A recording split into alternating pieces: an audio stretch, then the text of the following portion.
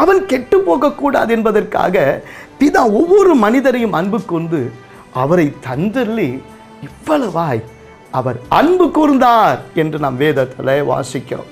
அந்த அன்பினாலே எனக்கு என்ன கிடைக்க போகிறது என்று நீங்கள் ஒரு வேளை கேட்கலாம். ரோமர் 8வது அதிகாரம் 32ஆம் வசனத்தை நாம் கூர்ந்து வாசிக்கும் போது, தம்முடைய சொந்த குமாரன் என்றும் பாராமல் நம் எல்லாருக்காகவும் அவரை ஒப்பு கொடுத்தவர் அவரோடு கூட மற்ற எல்லாவற்றையும் நமக்கு அருளாதிருப்பது எப்படி என்று வேதம் சொல்லுகிறது. கர்த்தருக்கு ஸ்தோத்திரம். ஒரு குடும்பத்தில் ஒரே ஒரு பிள்ளை தான் இருக்கிறாங்கன்னு வச்சுக்கோ. ஒரு பெரிய கோடீஸ்வரனுடைய குடும்பம். அந்த பெரிய கோடீஸ்வரனுக்கு அந்த ஒரே ஒரு பிள்ளை தான் இருக்கிறாங்கன்னு வச்சுக்கோ. திடீர்னு அந்த வீட்டில் ஒரு திருடன் புகுந்து விடுகிறார். ராத்திரி திடீரென்று வந்து அந்த பிள்ளையினுடைய நெற்றியின் பொட்டியில் ஒரு துப்பாக்கியை வைத்து அவன் சொல்லுகிறான், இப்பொழுது தாயும் தகப்பனையும் பார்த்து, உங்களுக்கு இந்த பிள்ளை வேணுமா அல்லது உங்கள் சொத்து வேணுமா? உங்கள் பத்திரம், உங்களுடைய பணம், உங்களுடைய உயில் அல்லது உங்கள்கிட்ட என்னென்னலாம் இருக்குது, சேவிங்ஸு, உங்கள் நகை எல்லாத்தையும் இப்போ கொடுத்தீங்கன்னா இவனை உயிரோடு விட்டுருவேன், இல்லை இவனை சுட்டு கொண்டுடுவேன்னு சொல்கிறான். நீங்களாக இருந்தால் என்ன சொல்லுவீங்க? எல்லாம் வேணாலும் கொடுத்துட்றோம், என் பிள்ளைய ஒன்றும் பண்ணாத அப்படின்னு தானே சொல்லுவோம். நாம் நம்ம பிள்ளைங்களுக்கு அவ்வளவா அன்பு கொண்டு எல்லாத்தையும் கொடுக்கறதுக்கு நாம் ரெடியாக இருக்கிறோம்னா, தேவன் தம்முடைய ஒரே பேரான குமாரனையே உங்களுக்காக கொடுத்தது உண்மைன்னா, அவர் மற்ற எல்லாவற்றையும் உங்களுக்கு அருளாதிருப்பது எப்படி என்று வேதம் எவ்வளவு அழகாக எவ்வளவு அன்பாக ஆவியானவர் எழுதி வைத்திருக்கிறார். எல்லா ஆசீர்வாதத்துக்கும் சுதந்திரவாளியாக கர்த்தர் நம்மை வைத்திருக்கிறார். இரண்டாவது, அந்த சரீரத்தை அவன் பார்த்தபோது அவனுக்கு ஒரு அரிய உண்மை தெரிகிறது. என்ன உண்மை? எபிரேயர் 10ஆம் அதிகாரம் 8ஆம் வசனத்திலிருந்து 10ஆம் வசனம் முடிய வாசிக்கும் போது, நியாய பிரமாணத்தின்படி செலுத்தப்பட்டு வருகிற பலிகளை குறித்து மேற் சொல்லியபடி பலியையும் காணிக்கையும் சர்வாங்க தகன பலிகளையும் பாவ நிவாரண பலிகளையும் நீர் விரும்பவில்லை, அவைகள் உமக்கு பிரியமானதல்ல என்று சொன்ன பின்பு, தேவனே உம்முடைய சித்தத்தின்படி செய்ய இதோ வருகிறேன் என்று சொன்னார். இரண்டாவதை நிலைநிறுத்துவதற்காக முதலாவதை அவர் நீக்கி போடுகிறார். இயேசு கிறிஸ்துவினுடைய சரீரம் ஒரே தரம் பலியிடப்பட்டதினாலே அந்த சித்தத்தின்படி நாம் பரிசுத்தமாக்கப்பட்டு இருக்கிறோம். இயேசு கிறிஸ்துவினுடைய சரீரம் ஒரே தரம் பலியிடப்பட்டதினாலே அந்த சித்தத்தின்படி நாம் பரிசுத்தமாக்கப்பட்டு இருக்கிறோம். கர்த்தருக்கு மகிமை உண்டாகட்டும். இயேசு கிறிஸ்துவை இந்த உலகத்துக்கு பிதாவானவர் பலியாய் அனுப்பி வைத்தார். உலகத்தின் ஆரம்பத்திலிருந்தே பலியிடுதல் இருந்திருக்கிறது. ஆபேல் பலியிட்டான், ஆபிரகாம் பலியிட்டான். ஏன் பழைய ஏற்பாட்டு பரிசுத்தவான்கள் எல்லாம் பலியினாலே பிதாவை மகிமைப்படுத்த விரும்பினார்கள். ஆனால் இந்த காளைகளையும் வெள்ளாட்டு கடாக்களையும் பலியிடுகிறதுனாலே, அதனுடைய இரத்தத்தை சிந்துகிறதுனாலே ஒரு மனுஷனுடைய பாவம் மன்னிக்கப்பட்டு விடுமா? ஒரு மனுஷனுடைய வாழ்க்கையில ஒரு மாற்றம் வந்து விடுமா? இவைகளை செய்கிறதுனாலே அதனால் அவனுக்கு என்ன மீட்பு என்று கேட்கிற உலகத்திற்கு தேவன் ஒரே ஒரு காரியத்தை செய்தார். தம்முடைய குமாரனை அவர் இந்த பூமிக்கு வாழ அனுப்பவில்லை, சாக அனுப்பினார். பலியாய் ஒப்பு கொடுத்தார். அந்த பலியிட்டப்பட்டதுனாலே தான் உலகத்தில் எல்லா பலிகளும் நிறுத்தப்பட்டிருக்கிறது. நரபலிகளை கூட இட்டிருந்த ஒரு காலம் உண்டு. நியூசிலாந்திலே அப்படிப்பட்ட வழக்கங்கள் உண்டு. ஆனால் நியூசிலாந்திலே நரபலி நிறுத்தப்பட்டதற்கு ஒரே ஒரு காரணம், கிறிஸ்துவ நற்செய்தி அவர்களை சென்று அது சேர்ந்த பிறகு நரபலி நிறுத்தப்பட்டது. ஏன் நிறுத்தப்பட்டது? நீங்கள் மனிதனை பலியிட வேண்டியதில்லை, நீங்கள் மாட்டை பலியிட வேண்டியதில்லை, ஒருவேளை எந்த ஒரு மிருகத்தையும் பறவையை நீங்கள் பலியிட வேண்டியதில்லை. உங்களுக்காக இந்த உலகத்தை எல்லாம் உண்டாக்கின கர்த்தர் தாமே பலியாகி இருக்கிறார் என்கிற ஒரு ஆழமான ஒரு செய்தி அவர்களுக்கு சொல்லப்பட்டிருக்கிறது. எனவே அதை பலியாக பார்க்கிறார். கர்த்தருக்கு ஸ்தோத்திரம் உண்டாகட்டும். இந்த இயேசு கிறிஸ்துவே பலியானார் என்கிற சத்தியம், தேவகுமாரனே உங்களுக்காகவும் எனக்காகவும் பலியானார் என்கிற சத்தியம் ஆழமானது, அதிசயமானது, ஒவ்வொரு மனிதரும் ஏற்றுக்கொள்ள வேண்டியது. பாலஸ்தீனா விடுதலை இயக்கத்துக்கும் இஸ்ரேலுக்கும் அடிக்கடி மோதல்கள் நடந்து வருகிறது நமக்கு தெரியும். சில வருஷங்களுக்கு முன்பதாக ஒரு சமாதான உடன்படிக்கை பண்ணுவதற்காக ஐநா சபையிலிருந்து ஒரு சமாதான குழுவினர் அனுப்பப்பட்டாங்க. அப்படி சமாதான குழுவினர் அனுப்பப்பட்ட போது அவர்கள் போய் பாலஸ்தீன விடுதலை இயக்கத்தின் இடத்துல போய் ஒரு சமாதானத்தை குறித்து பேசும்போது அங்க இருந்தவர்கள் அந்த சமாதானத்தை ஏற்றுக்கொள்ளவே இல்லை. கடைசியிலே அவர்களுடைய முயற்சி தோல்வி அடைந்தது. பின்பதாக அவர்களுக்கு ஒரு விருந்து அந்த பாலஸ்தீனா விடுதலை இயக்கத்தை சேர்ந்தவர்கள் கொடுத்தாங்க. அப்படி கொடுக்கும்போது அதில் ஒரு தேவ மனுஷன் இருந்தார். அவர் பேர் ரவி சகரியாஸ் என்பது. இந்த ரவி சகரியாஸ் தனக்கு விருந்து கொடுத்த அந்த ஷேக்கை பார்த்து, அந்த சகோதரரை பார்த்து, ஐயா, நான் ஒரு கேள்வி கேட்குறேன், தப்பாக நினைக்க வேணாம், இந்த மனித வெடிகுண்டு பற்றி நீங்கள் என்ன நினைக்கிறீங்க என்று கேட்டார். அப்போ அவர் சொன்னார், ஓ, நாங்கள் அதை ரொம்ப பெருமையாக நினைக்கிறோம். எங்கள் மதத்தில் அப்படி, எங்கள் மத நம்பிக்கைக்காக இப்படி உயிர் கொடுக்கிறவங்களுக்கு உடனடியாக பரலோகம் இருக்கிறது என்று நாங்கள் கற்பிக்கப்பட்டிருக்கிறோம். எங்களுடைய அண்ணன் இதே மாதிரி தான் இஸ்ரேல் தேசத்தில் போய் தண்ணியை பலி கொடுத்து ஏராளமான யூதர்களை கொன்று குவித்தாரு. இன்னைக்கு எங்கள் குடும்பத்தை தியாகிகளின் குடும்பமாக பார்க்குறாங்க. அவர் பரலோகத்தில் இருக்கிறாரு. அதனால் எங்கள் குடும்பத்துக்கு எல்லாருக்கும் பரலோகத்துக்கு ஈஸியாக டிக்கெட் வாங்கி கொடுத்துருக்கிறான்னு சொல்லி அவர் ரொம்ப பெருமையாக பேசி கொண்டிருந்தார். இன்னும் சொன்னார், என் பிள்ளைகளை கூட நான் அப்படி தான் தீவிரவாதத்துக்கு அனுப்பணும் என்றெல்லாம் கூட பேசிக்கொண்டே இருந்தார். அப்படி சொல்லும்போது இந்த ரவி சகரியாஸ் கேட்டார், ஐயா, நீங்கள் இப்ராஹிம் இஸ்மவேலை கொண்டு போய் தேவன் சொன்ன இடத்துல அந்த மோரியா மலையில் கொண்டு போய் பலியிட போனாரு என்று நீங்கள் நம்புறீங்க. பைபிள் ஆபிரகாம் ஈசாக்கை தேவன் சொன்னபடி பலியிட கொண்டு போனார் என்று எழுதப்பட்டிருக்கிறது. சரி, ரெண்டு பேருக்கும் விவாதம் வேணாம். என்னமோ அங்கே பலியிட போனாங்க. ஆனால் அந்த கத்தி இஸ்மவேல் மேலேயோ அல்லது ஈசாக்கு மேலேயோ வில்லை. அது நிறுத்தப்பட்டுச்சு. அது நிறுத்தப்பட்டுச்சுன்னு சொல்றது நீங்கள் ஒத்துக்கிறீங்களான்னு கேட்டார். அவர், ஆமாம், நான் ஒத்துக்கிறேன். பின்பதாக ரவி சகரியாஸ் சொன்னார், சில 1000 வருடங்கள் ஆனது.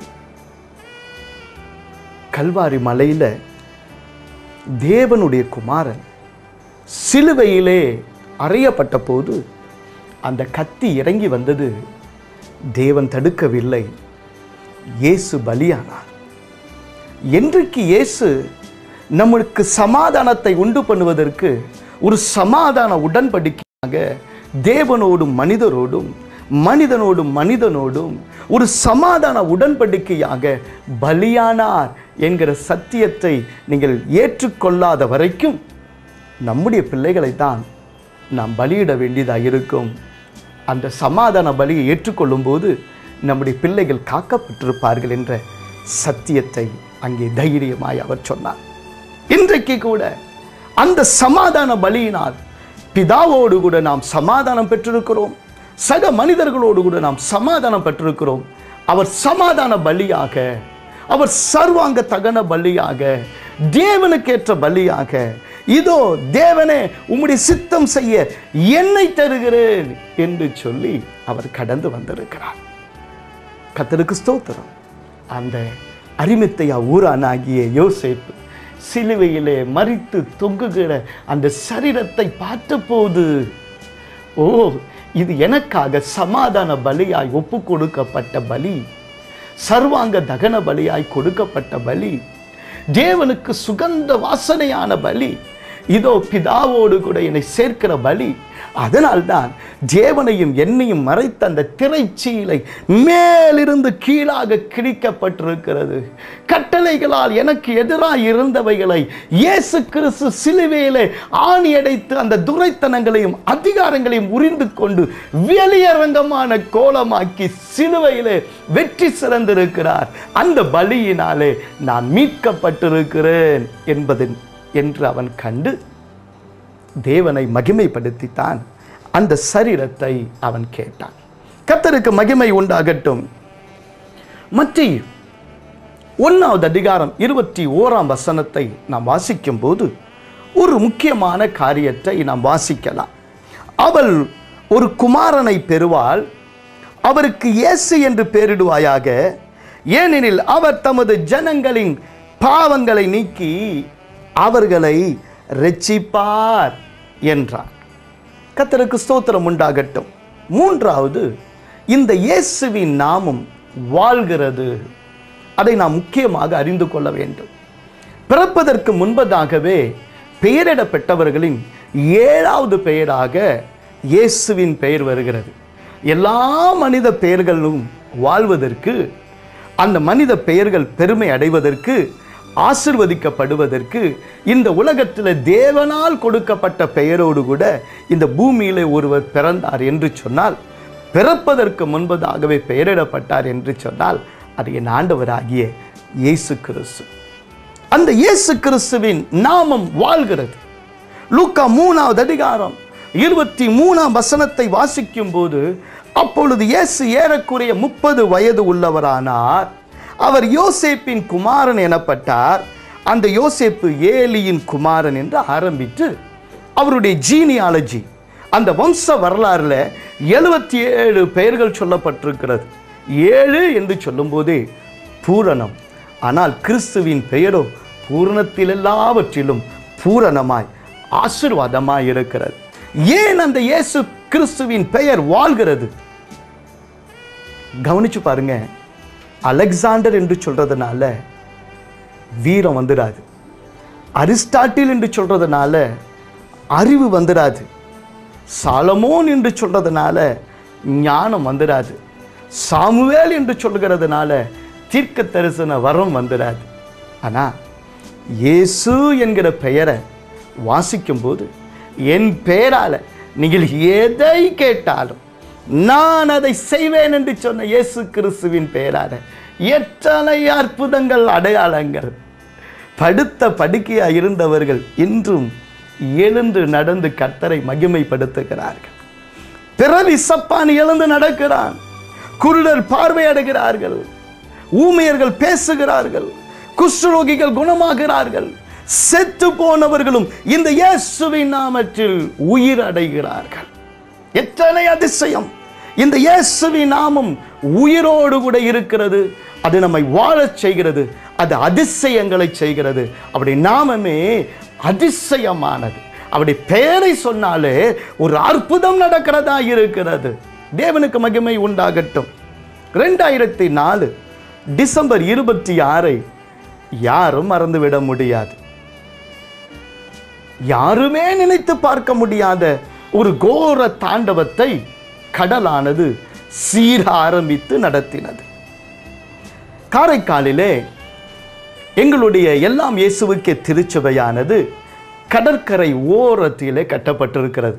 இன்னொரு வார்த்தையில் சொல்ல போனால், கடலுக்கும் எங்களுடைய திருச்சபைக்கும் இடையிலே எதுவும் கிடையாது. எந்த ஒரு கட்டடமோ எந்த ஒரு பாதுகாப்போ கிடையாது. எங்கள் சர்ச்சுக்கு வரவங்கலாம் எல்லாரும் சொல்லுவாங்க, ஐயோ ஒரு ஃபேன் கூட நீங்கள் போடலை, குளுகுளுன்னு இருக்குதே, இவ்வளோ நல்லா காற்று வருதே என்று எல்லாருமே சொல்லுவாங்க. அத்தனை ப்ரிவிலேஜ் எங்களுக்கு உண்டு. அது சுனாமி வருகிற வரை தான். அன்றைக்கு காலை ஆராதனை 7 மணிலிருந்து 10 மணி வரைக்கும் முதல் ஆராதனை, வருஷத்தினுடைய கடைசி ஆராதனை.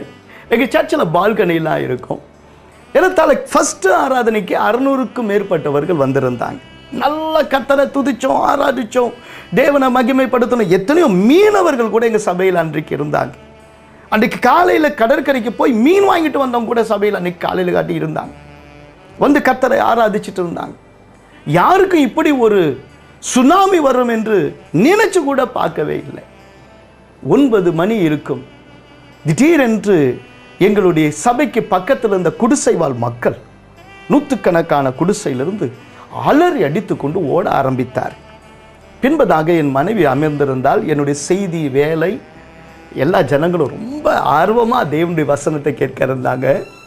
அப்படி பார்த்து கொண்டிருக்கும் போது என் மனைவி பார்த்த, என்ன நடக்குது, ஏன் இந்த ஜனங்கள்லாம் பயந்து அலறி அடிச்சுட்டு ஓடுறாங்க, கடலை பார்த்து கத்துறாங்க என்று சொல்லி என் மனைவி எட்டி பார்த்த போது பனை மரம் உயரத்துக்கு அந்த அலைகள் எழும்பி வருகிறது. பஸ் அளவு இருக்கிற பெரிய பெரிய போட்டுகள் அடித்து கொண்டு வருகிறது.